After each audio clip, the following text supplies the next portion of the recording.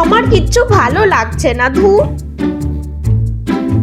চ বিয়েটা করে ফেলি।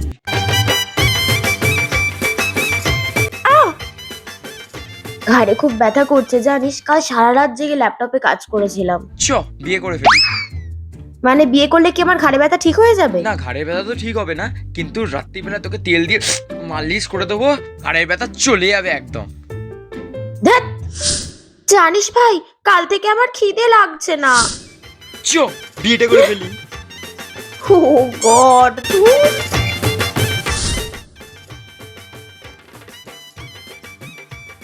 কিরে, কিসে প্রে করছিস?